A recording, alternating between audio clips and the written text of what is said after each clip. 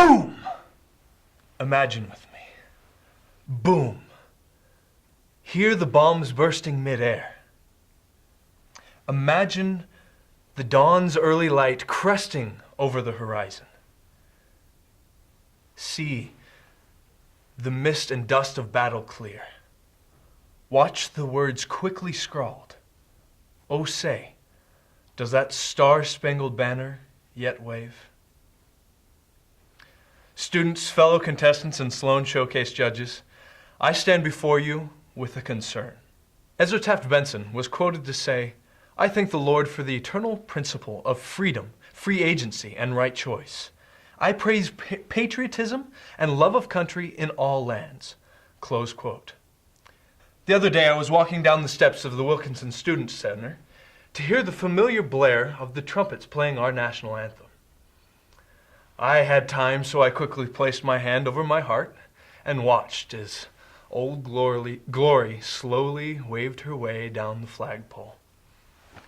I also watched as student after student covered their head and walked on by as if they heard or saw nothing. Or my personal favorite, those that did acknowledge, placed their hand over their heart, but continued on in a penguin waddle until they were out of sight, and then they'd hurry along their way. We've all been there, sun's coming down, and we hear the familiar blare of the trumpets. And I can tell you, I've honestly done the penguin waddle more times than I can probably count. But this time it bothered me. I looked around and only saw one, maybe two other students paying tribute to the rich heritage of our nation. So I took it upon myself. I decided I would study, I would learn. And in my studying, I learned things like the nature of the salute, where it came from.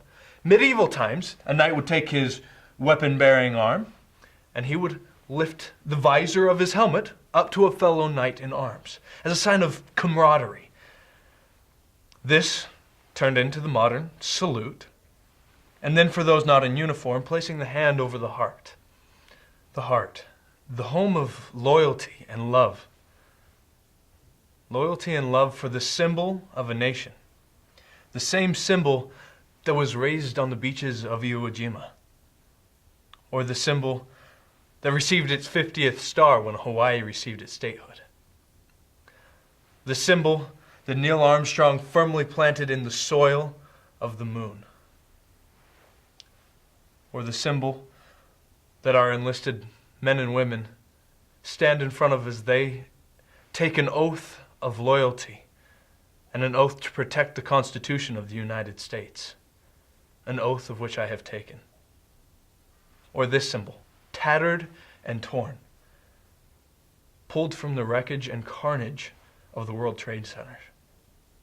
9/11 brought this nation to its knees, but this symbol shows us that our nation, though tattered and torn, will continue on. It will fight for the American dream. I'd like to share with you the story of one man's American dream. Sam Kendricks. His American dream was to be the best pole vaulter he could. And he fulfilled that dream by becoming the nation's representative in the pole vault at the Rio Olympics. Sam Kendricks stood at the end of a long runway with this 13-foot pole in his hands, and he began to run at a full speed to clear his height, only to be met with the familiar blare of trumpets playing his nation's anthem.